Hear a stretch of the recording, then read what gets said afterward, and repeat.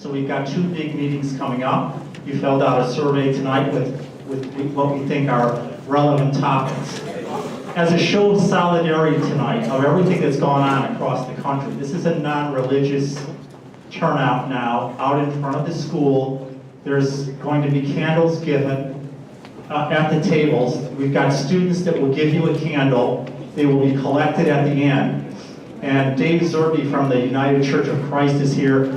We also had a lot of our ministerial association ministers here tonight, police department, former superintendents, or just people, former administrators, teachers. All right, we're going to need to wrap it up. You've got about 1 minute in your group. And what we will do is come back in a big circle and pick, I think we should have the facilitator be the person that shares out, or if you want to pick someone else within the group, it's agreeable to share out your one main idea. Make sure that they understand that that's just the one idea. This is table 1, 2, 3, 4, 5, 6, 7, 8, 9, 10, 11, 12, 13, 14. So there's 14 tables.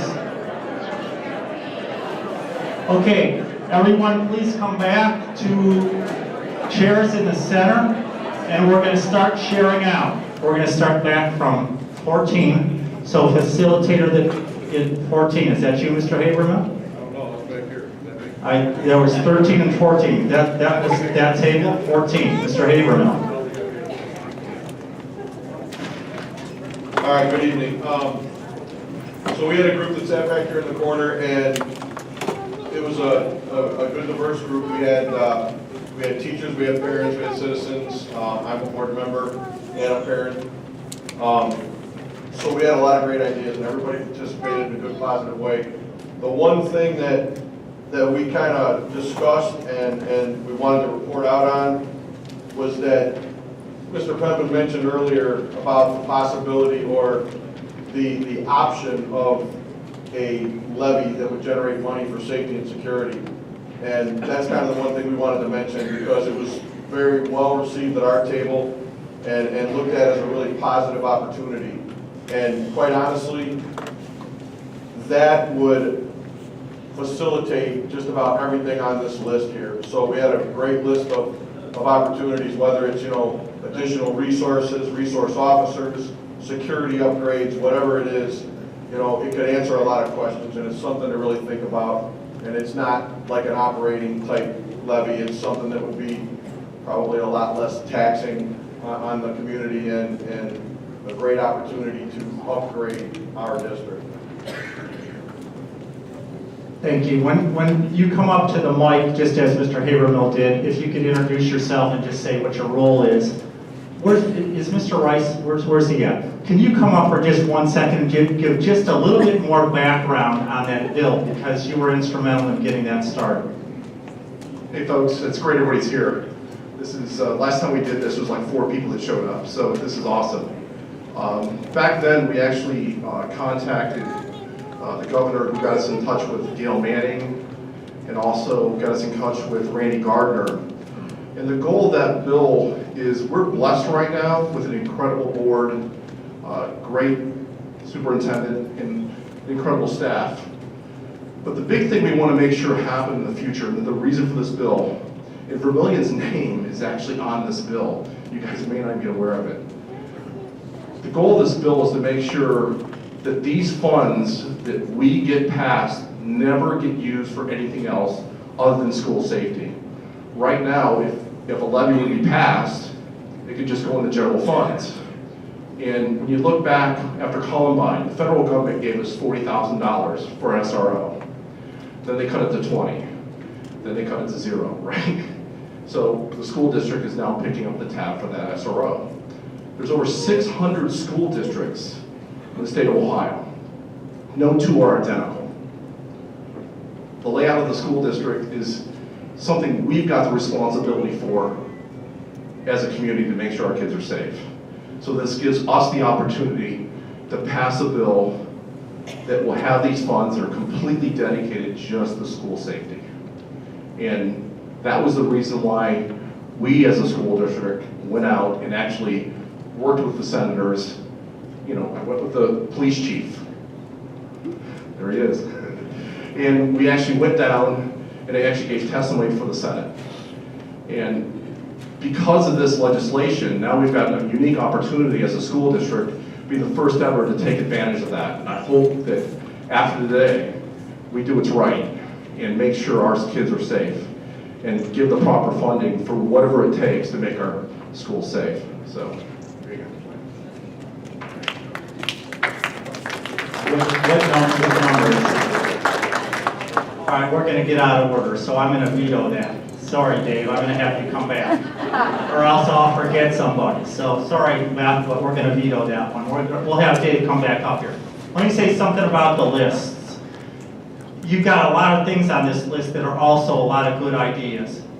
We're going to communicate that back out to you through our website, through Facebook. We'll put these ideas up, they'll be typed out. And so check that out and make sure that you can see those ideas up there. So we don't want to devalue the one that was not number one. So make sure that you're checking that out and we'll communicate with you on that. So number 13, please come up. Lisa DeLeese. Hi, I'm Lisa DeLeese. I'm the principal here at the high school. I had a wonderful group. I think we got everybody to talk and participate. The one thing, we have a lot of things on our list.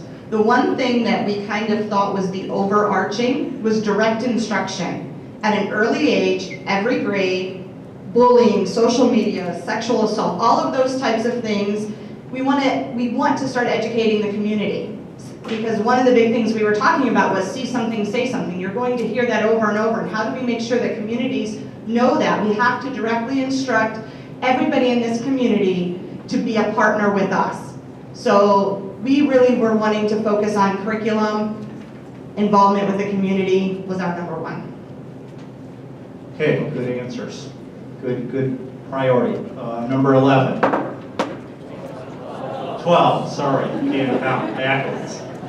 12. I can't talk right and can't count either. I'm Crystal Russell. I'm on the school board. We also had a really great group with some teachers, community members, parents. Again, a ton of ideas going from safety, security to how to reach out to the kids. Our number one actually was similar to Ms. Delisa's, that basically the direct instruction with the kids, reaching out to these kids at early ages. We went on to say actually maybe getting the counselors involved at each grade level. As far as educating them and talking to the kids about what's normal, what to expect, emotions, who you can reach out to, that sort of thing. Really bringing the teachers, all of the staff.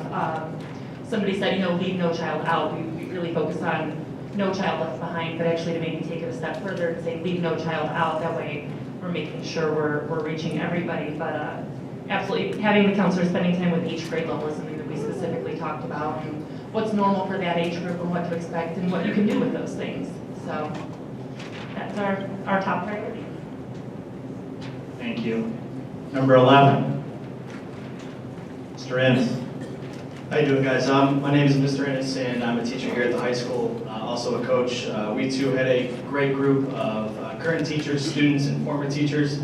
And one of the main things that we really talked about was educating the community on mental health and making sure that everybody is aware of what all entails with that. And one of the things that we talked about that could possibly help as a district is adopting the idea of a school social worker or a mental health therapist to help kids, for kids to have somebody to talk to directly, because we know that school counselors are bogged down with so much other things throughout the day that might be something that we could talk about and assist and help with. Another thing we talked about was adopting a school hotline to where kids can text anonymously to this hotline if they're having a problem or an issue, and we can then disperse that information to the appropriate people. So, thank you. Okay, 2 great ideas there. We're going to stick with the one, but we'll put all of them up.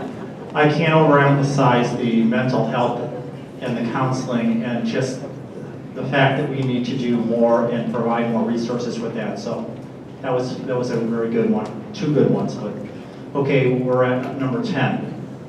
Number 10. Who is number 10? Okay. We didn't have a representative at our table, so I got picked. I work at the middle school, I'm a monitor. Our number one is more resource officers at each school. And we, and I had a great table and we discussed about all that and bullying. And I really think with the officers at each school will help a great deal with our resource. Thank you. That goes back to that Senate bill that was passed and the fact that we could go to the community for that and make sure that they understand what that's being designated for. So that's definitely a possibility. And we know that the SRO that we have here is a great resource. Number nine.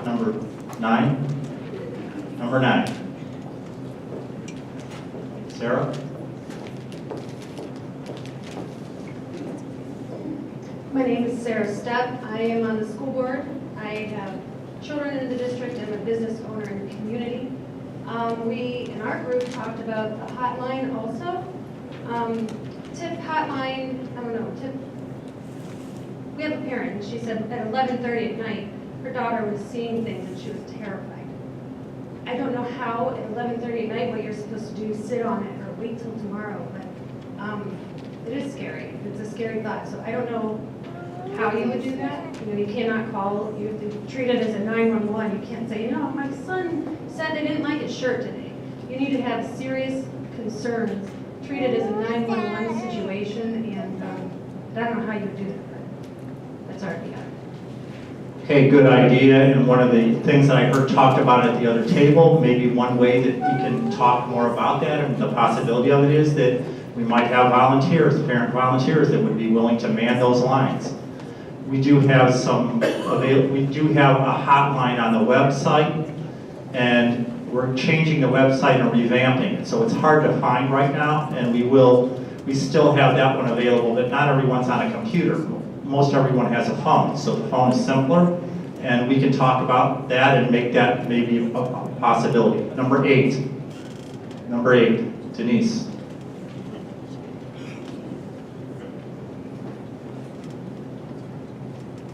Hi, my name is Denise Zilski. I'm the operations assistant, and I also sit on the district crisis team. Operations department works very closely to make sure that security is a #1 focus here at school. We, like Mr. Pepin said, we sit for hours and have meetings, and we work really hard to try to make sure that your students are safe as possible. I have an 8th grader myself, so that's a #1 priority for me and to help take care of your children. That being said, our #1 priority was parent involvement. We have a lot of parents. You guys are all here tonight. Everyone was very passionate, and we'd like to use more parent involvement to try to have maybe parents that are ex-military, retired teachers, different people in the community to come in and help with the SRO.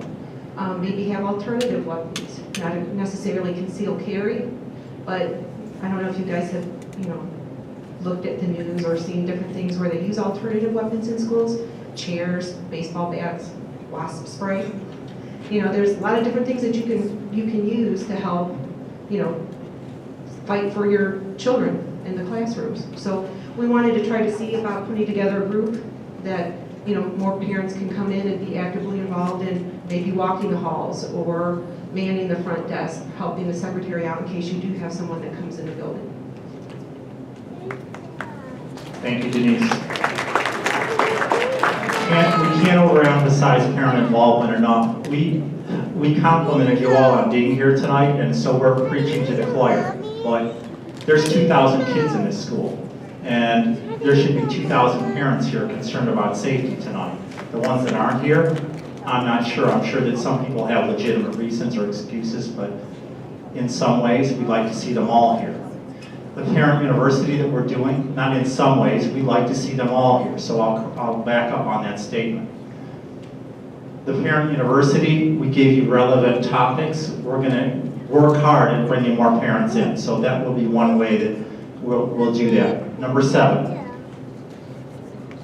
Hi, I'm Brandy Guitar. I'm a mom and a licensed social worker. So I just want to say I'm very happy to hear how many people have talked about mental health and social workers and counselors and such in the school. It was really hard to decide what our number one was in our group, but I think it was counselors, and starting basically in kindergarten, having a counselor meet with every single student, not just the students that are picked or seem to have some issues, but they meet with every student from the beginning. Every year, have everyone come in, sit down one-on-one and talk with them about any little problem that they're having in their life, so that from the very beginning, every student can recognize that it's okay to talk about whatever they're dealing with, figure out if it's normal or how to get help, and the social worker counselor checks in with them throughout the year, every year, and it continues so that it's the norm. They can pick up on things that they need to work on harder, and it takes away from people feeling like they're outcast or there's something wrong with them for coming forward and talking about whatever's going on with them. Thank you. Thank you. All right, mental health seems to be coming up again and again. Number 6. Good evening, my name is Steve Herron. I'm the president of council, and our group, number 6, we actually had a lot of fun. We seemed to focus mostly on student-to-student communication. That seemed to be a part of what we were talking about, and we basically decided we would go rogue and give 3 things. Interestingly enough, number 1 came up as the student that we had talked about how he felt that he wishes there were more drills going on, that would provide a feeling for him of being safer, that everybody would know where to go and how to handle the situation. So we really focused on how a student feels safe at school, and then we talked about trust and empathy. That if we trust each other and we're empathizing with each other, then we're more likely to be better listeners to each other and to deal with and understand that when a person is going through a crisis and that person's an adolescent, that they're feeling like they're the only people that have ever gone through this before. And if they don't feel that they have somebody on their side sitting at them at lunch or next to them at school, in a classroom, that they're more likely to move on with those feelings of fear, frustration, and loneliness and despair. And that if they have somebody that they can talk to and that recognizes them and cares about what's going on in their life, they're much less likely to go on and have a breakdown, an emotional breakdown. So we really focused on that. So it was more drills, trusting each other, and then we were given a good description about the buddy system. And that was my understanding. I didn't know about this, is that students have a child that's younger than them that's their buddy, and so we wanted to see that increased. So thank you all for coming.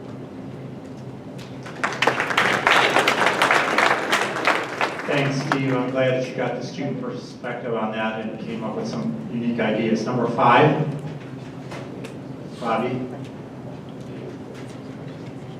Hello, I'm Bobby Figley, the assistant principal at Sailorway Middle School. Our group, they came up with a lot of great ideas. We had a lot of productive, meaningful, and powerful conversations. We had a nice heterogeneous mixture of different stakeholders in our group. The ideas were increase the number of resource officers, perhaps maybe a volunteer that would have a concealed carry permit, an additional staff member potentially to watch the surveillance cameras at all times. Another idea was just continuing to raise awareness on different ways that students could report, perhaps anonymously, because a lot of times students don't want to come to the forefront and say what is happening. So if we give them an opportunity to remain anonymous, chances are they will likely report then, more reports will come in, and at that point it's on us as administrators to take each and every single case on a case-to-case basis and realize that each case is as unique as a fingerprint.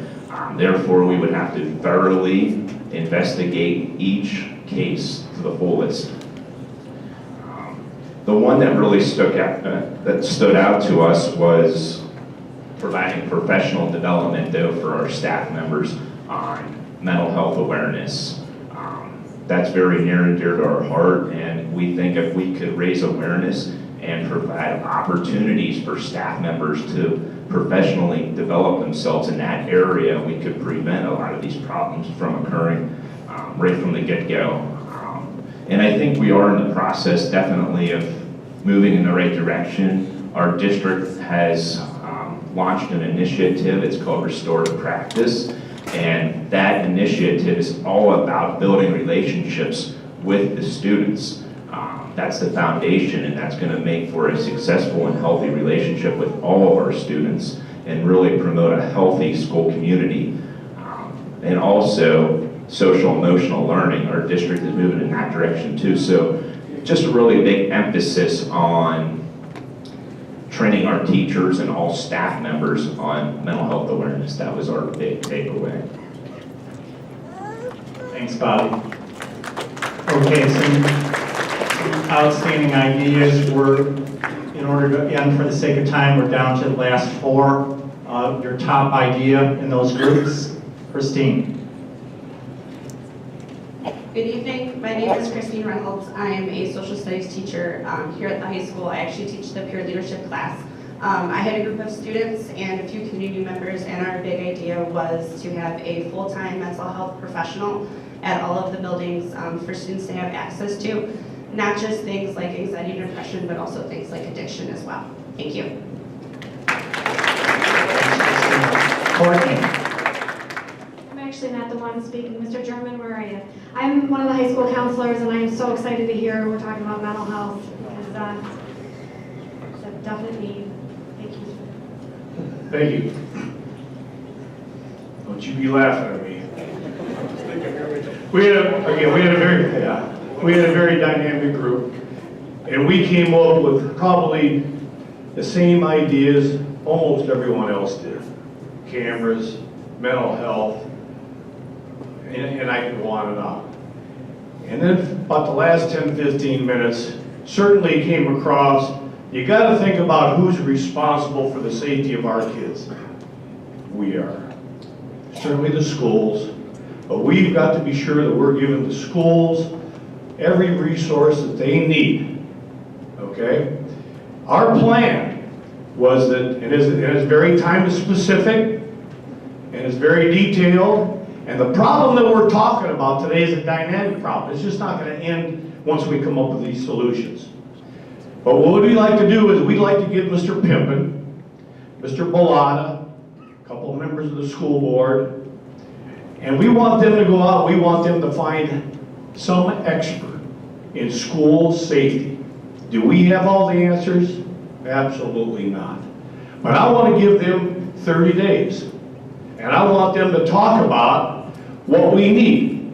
Where do we need cameras? I don't have the foggiest freaking idea where we need cameras. Okay? You get cameras.